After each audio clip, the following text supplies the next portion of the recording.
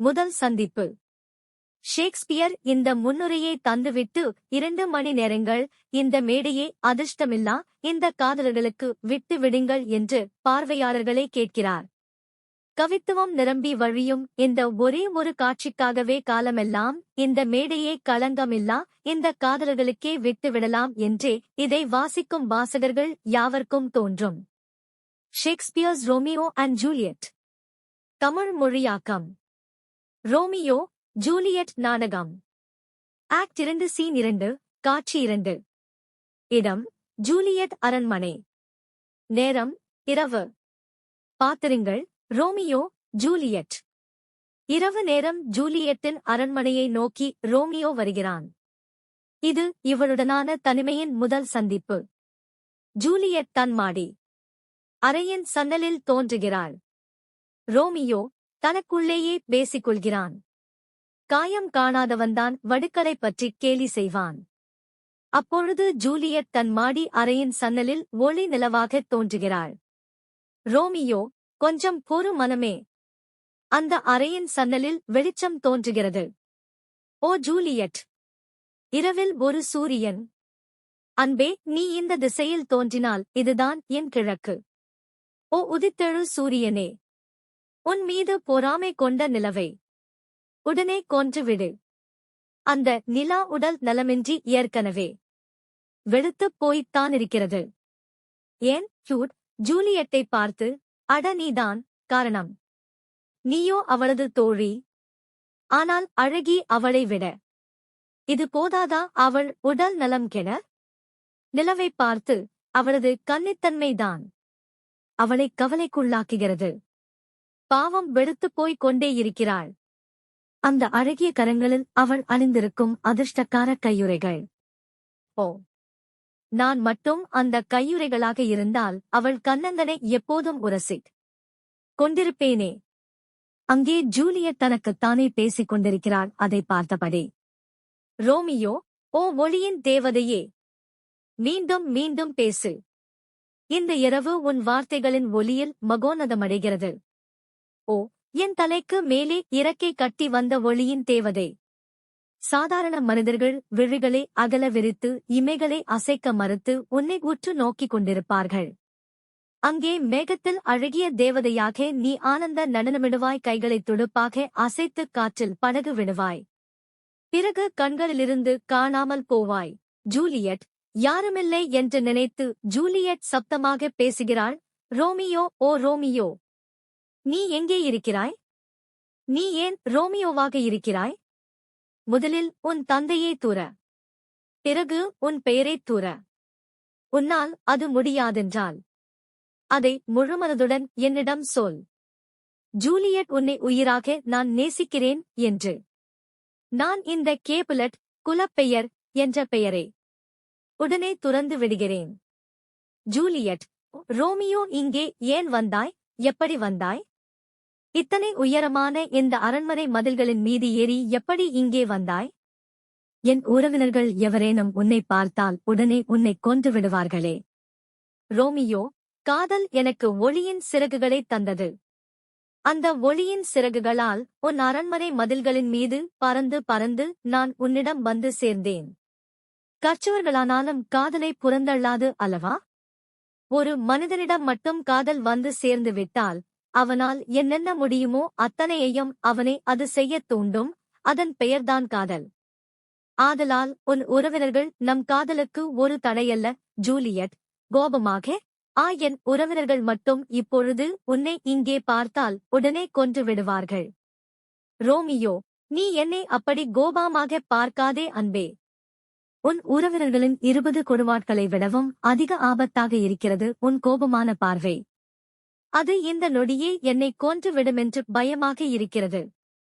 Juliet, கோபம் தணிந்து, சத்தியமாக சொல்கிறேன். என் உயிரையே கொடுத்தாவது உன்னை அவர்களின் கண்களில் படாமல் நான் காப்பாற்றுவேன். ரோமியோ, அவர்கள் இங்கே வந்தால் இருளின் கருமை உடையில் நான் ஒளிந்து கொள்வேன். ஆனால் நீ மட்டும் என்னை நேசிக்கவில்லை என்று சொன்னால் அவர்கள் உடனே இங்கே வரவேண்டுமென்று கண்களை மூடிக்கொண்டு நான் பிரார்த்திப்பேன். ஏனென்றால் நீ என்னை நேசிக்காத ஒரு வாழ்க்கையை வாழ்வதை விட அவர்களின் வாளால் மடிந்து போவதே மேல். ஜூலியட் கிண்டலாக, என் படுக்கை அறையை நோக்கி யார் உனக்கு வழி காட்டினார்கள்? ரோமியோ, உன்னை முதலில் என் கண்ணில் காட்டிய அதே காதல்தான் எனக்கு வழி காட்டியது. நான் என்ன செய்ய? வேண்டுமென்றேதான் என் காதல்தான் எனக்கு வழி சொன்னது. அதற்கு என் கண்களை நான் பரிசாக கொடுத்து விட்டேன். நான் ஒரு மாலுமி அல்ல, ஆனால் நீ தூரமாய் கடலுக்கு அந்த புறம் இருந்தால் உன்னை அடைய நான் என் உயிரையும் பணயம் வைப்பேன். ஜூலியட் வெட்கத்துடன், இப்பொழுது இருள் முகத்திரையிட்டு என் முகபாவத்தை மறைத்திருக்கிறது. இல்லை என்றால் உன் வார்த்தைகளுக்கு வெட்கத்தில் என் முகம் எப்படிக் கன்றிச் சிவந்து போகிறது என்று நீ கண்டுபிடித்து விடுவாய். ஆனால் இன்று இந்த இனிய விதியின் காரணமாக என் வாய் வெட்கத்தை விட்டு வெளிப்படையாக உன் பெயரை சத்தமிட்டு அழைத்து விட்டது. அதை நீ மறந்துவிடு. ஆனால் இப்பொழுது சொல், நீ என்னை நேசிக்கிறாயா? டி ஆமாம் என்றுதான் சொல்வாய் அல்லவா? அதை நானறிவேன். ஆனால் நீ என்னை விரும்புகிறேனென்று சத்தியமெல்லாம் செய்தால் அது போய் தான். தேவன் காதலர்கள் போய் சொல்லும் போது புன்னகைப்பான் என்று நீ கேள்விப்பட்டதில்லையா? ஓ ரோமியோ, நீ என்னை மனதார நேசித்தால் மட்டும் அதை உண்மையாக சொல். ஆனால் நீ என்னை எளிதாக ஏமாற்றி விடலாம் என்று நினைத்தால் நான் உள்ளுணர்வினால் கண்டுபிடித்து விடுவேன். பிறகு ஒரு நாளும் உனக்கு கிடைக்காமல் போய் விடுவேன். ஓ அழகிய மாண்டேக், நான் உன்னை எவ்வளவு நேசிக்கிறேன் என்று உனக்குத் தெரியுமா? நான் வெட்கத்தை விட்டுச் சொல்வதால் நீ என்னை எளிதாக எடை போட்டு விடாதே. ஆனால் நீ என்னை ஆத்மார்த்தமாக நம்ப வேண்டும்.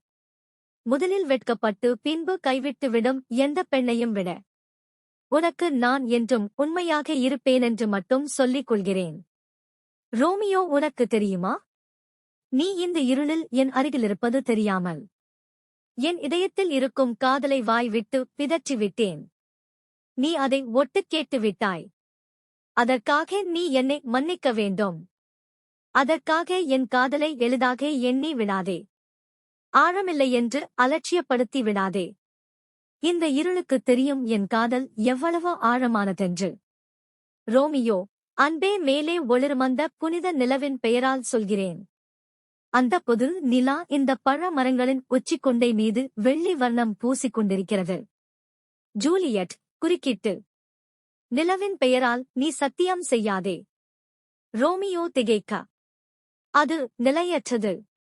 ஒவ்வொரு மாதமும் வானில் இடம் மாறிக்கொண்டே இருக்கும். நீ அந்த நிலையற்ற நிலவின் மீது நம் காதலுக்காக சத்தியம் செய்ய வேண்டாம். ரோமியோ, எதன் மீது நான் சத்தியம் செய்ய வேண்டும்? ஜூலியட், நீ எதன் மீதும் சத்தியம் செய்ய வேண்டாம். ஒரு வேளை சத்தியம் செய்வதாக இருந்தால் அழகிய உன் மீதே சத்தியம் செய். ஒரு விக்கிரத்தில் கடவுளைக் கண்டு வணங்குவது போல உனக்குள் நான் காதலை கண்டு வணங்குகிறேன். உன்னை என் உயிரைப் போல நம்புகிறேன். ரோமியோ, என் இதயத்தின் ஆழமான அன்பின் மீது சத்தியம்.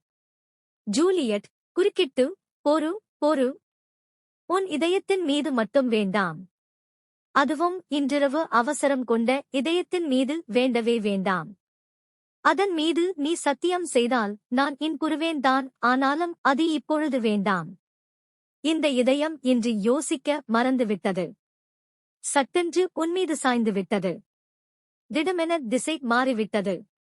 ஒரு மின்னலைப் போல ஒளிர்ந்து கொண்டிருக்கும் இதன் மீது சத்தியம் செய்தால் சட்டென்று ஒளி அணைந்து விடுமென்று பயமாக இருக்கிறது. நெடும் பயணம் இது, காண நேரமில்லை. அன்பே, இன்று இது போதும். இரவு வணக்கம் கண்ணா. நமது காதல் இப்பொழுது வசந்தத்தின் மூச்சில் சிறிய மொட்டாக அரும்பியிருக்கிறது. அடுத்த முறை நாம் சந்திக்கும் போது அது அழகிய மலராக மலர்ந்து சுகந்தம் வீசட்டும். என் இதயத்தில் நிலவும் இனிய அமைதியும் மகிழ்ச்சியும் உன் இதயத்திற்கும் பரவட்டும். ரோமியோ ஏக்கத்துடன், ஆசை நிறைவேறாத ஒரு இதயத்தை இப்படியே விட்டு செல்கிறாயா அன்பே? ஜூலியட், இன்றிரவு நீ வேறு என்ன எதிர்பார்க்கிறாய்?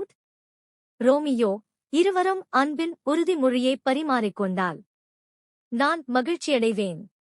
ஜூலியட், நீ கேட்பதற்கும் முன்பே என் இதயத்தின் அன்பை உனக்கு முழுவதுமாக கொடுத்து விடவில்லையா? நீ அதை மீண்டும் மீண்டும் கேட்டால் கொடுத்ததை திரும்பப் பெற்றுத்தானே மறுபடியும் தர வேண்டும். ரோமியோ, கொடுத்ததை மீண்டும் எடுப்பாயா? ஏன் அன்பே? ஜூலியட், உண்மையைச் சொன்னால் உனக்கு மீண்டும் மீண்டும் கொடுத்துக் கொண்டே இருக்க வேண்டும் போல் தோன்றுகிறது. என்னுடைய ஆசையோ எல்லையில்லாதது. நேசமோ கடலைப் போல கட்டற்றது. அதன் ஆழமோ யாரும் அறிய முடியாதது. உன் காதலுக்காக நான் எவ்வளவு கொடுக்கிறேனோ அவ்வளவும் என்னிடமே திரும்ப வருகிறது. ஓ, நம் காதலின் அன்பு எல்லையற்றது. செவிலி உள்ளிருந்து அழைக்கும் குரல் கேட்கிறது. ஜூலியட் உள்ளிருந்து செவிலி அழைக்கிறாள். ஒரு நிமிடம் செவிலியிடம். ரோமியோவிடம் திரும்பி, அன்பே, விடைபெறவா? மாண்டேக், நீ உண்மையாக இரு. ஞாபகம் வந்தவளாக ஒரு நிமிடம் இங்கேயே இருப்பாயா? நான் உடனே திரும்ப வந்து விடுகிறேன். ரோமியோ. மறைகிறாள். ரோமியோ, இருளால் சூழப்பட்ட இனிய இரவு இதியூர் ஆனாலும் உள்ளுக்குள்ளே ஒரு பயம் ஓடிக்கொண்டே இருக்கிறதே. இருளால் சூழப்பட்டதாலா? இது கனவா இல்லை நனவா? மீண்டும் ஜூலியட் பால்கனியில் தோன்றுகிறாள். வரும்போதே ரோமியோவிடம் பேசிக்கொண்டே வருகிறாள். ஜூலியட், மொத்தமாகவே 3 வார்த்தைகள்தான். ரோமியோ, பிறகு இனிய இரவு வணக்கத்துடன் விடைபெறலாம். நீ உண்மையாகவே என்னை நேசித்தால், நேசமுள்ள காதலனாக நீ திகழ்ந்தால், என்னை திருமணம் செய்து கொள்ள மனதார விரும்பினாள், நாளையே அதை உறுதிப்படுத்திவிடு. நாளை உன்னிடம் ஒரு இரகசிய தூதுவரை அனுப்புவேன். அவளிடம் இங்கே எப்பொழுது நம் திருமணத்தை நடத்தப் போகிறாய் என்று நாளையே நிச்சயமாய் சொல்லிவிடு.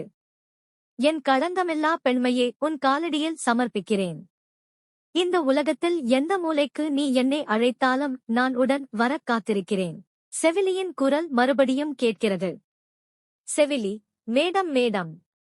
ஜூலியட் செவிலியிடம் திரும்பி, இதோ வந்து விடுகிறேன். ரோமியோவிடம், நான் மறுபடியும் வந்து விடுகிறேன். ஆனால் உன்னிடம் பரிசுத்தமான அன்பு மட்டும் இல்லையென்றால்? செவிலி, மேடம் மேடம்.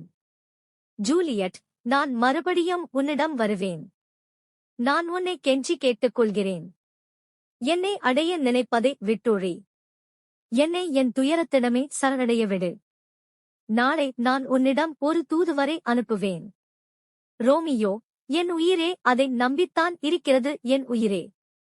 ஜூலியட், 1000 முறை இரவு வணக்கங்கள். ஜூலியட் மறைகிறாள்.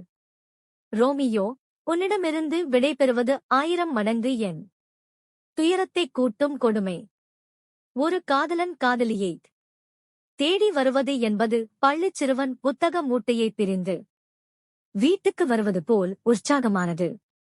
ஆனால் காதலியிடம் விடைபெறுவதோ புத்தக மூட்டையை சுமந்து கொண்டு பள்ளிக்கு செல்வது போல அத்தனை துயரமானது. ரோமியோ கிளம்ப எத்தனைக்க மீண்டும் ஜூலியட் உள்ளே வருகிறாள். ஜூலியட், ரோமியோ, நான் மட்டும் ஒரு பெண் பால்கனர் பறவை போல ஒலி எழுப்ப முடிந்தால் என் செல்ல இணையே ரோமியோவை பார்த்து நினைத்த உடனே அழைத்துக் கொள்வேன். ஆனால் இந்த இரவில் நான் அமைதியாக இருக்க வேண்டும், இல்லையென்றால் எக்கோவின் தூக்கத்தை எழுப்பி விட்டு விடுவேன் என்று பயமாக இருக்கிறது. எக்கோ மட்டும் எழுந்து விட்டாளென்றால் அவள் எழுப்பும் கரடு முரடான சப்தத்தில் என் ஆசை ரோமியோ, உன் பெயரைச் சொல்லி நான் அழைப்பது எனக்கே கேட்காது. குறிப்பு: எக்கோ ஒரு புராண பெண் கதாபாத்திரம். இவள் தன் காதலன் நார்சியஸின் பெயரை உச்சரித்தே குகையில் உயிரை விட்டவள்.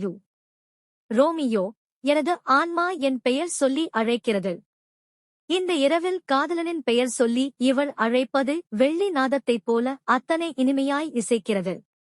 ஒரு காதலன் கேட்கும் ஓசைகளிலேயே மிக மிக இனிமையானது அவன் காதலி அவன் பெயர் சொல்லி அழைக்கும் ஓசைதான். ஜூலியட், ரோமியோ ரோமியோ, ஆசையாக. ரோமியோ, என் குட்டிப் பருந்தே. ஜூலியட், நாளை எத்தனை மணிக்கு நான் தூதுவரை அனுப்ப வேண்டும்? ரோமியோ, 9 மணிக்கு. ஜூலியட், நான் அதைத் தவறவிட மாட்டேன். ஆனால் 9 மணியை அடைவதற்குள் 20 வருடங்களை கடப்பது போல இம்சையாக இருக்கும். அது சரி, நான் ஏன் உன்னை திரும்ப அழைத்தேன் என்பதே எனக்கு மறந்து போய்விட்டது. ரோமியோ, அப்படியென்றால் நீ எப்போதும் மறந்து கொண்டேயிரு. நான் இங்கேயே நின்று கொண்டிருக்கிறேன். இந்த இடத்தைத் தவிர எனக்கொரு வீடிருக்கிறது என்பதையே நான் சுத்தமாக மறந்துவிடுகிறேன். ஜூலியட், ஏறத்தாழ விடியப் போகிறது. நீ இங்கிருந்து உடனே கிளம்ப வேண்டுமென்று நினைக்கிறேன். ஆனாலும் சுதந்திரப் பறவையாக அல்ல, ஒரு கைதியைப் போல் காலில் கயிறு கட்டப்பட்ட சிறைப்பறவையாக. உன்னை நான் எவ்வளவு அனுமதிக்கிறேனோ அவ்வளவுதான் நீ தாவிச் செல்ல முடியும். பறவையோ உன்னை பார்க்க வேண்டுமென்று நினைத்தவுடன் கயிற்றைப் பிடித்து இழுத்து உன்னை வரவழைப்பேன். ரோமியோ, அப்படியென்றால் உடனே நான் உன் பறவையாக ஆசைப்படுகிறேன். ஜூலியட், நீ என் பறவையானால் உன்னை கொஞ்சியே கொன்று விடுவேன். பிரிவு கூட ஒரு இனிய துயரம்தானடுத்த சந்திப்பு வரும் வரைக்கும். இந்த இரவு நாளை விடியலாகும் வரை இனிய இரவு, வணக்கம். ஜூலியட் மறைகிறாள். ரோமியோ, தூக்கம் உன் கண்களை தழுவட்டும். அமைதி உன் நெஞ்சினில் நிலவட்டும். அந்த தூக்கமும் அமைதியும் நான். ஆனால் இரவு முழுவதும் இனிமையாக உன்னுடனேயே இருந்து விடுவேன். நான் இப்பொழுதே பாதிரியாரிடம் செல்ல வேண்டும். காதலில் வெல்ல அவரின் உதவியை நாட வேண்டும். ரோமியோ மறைகிறான்.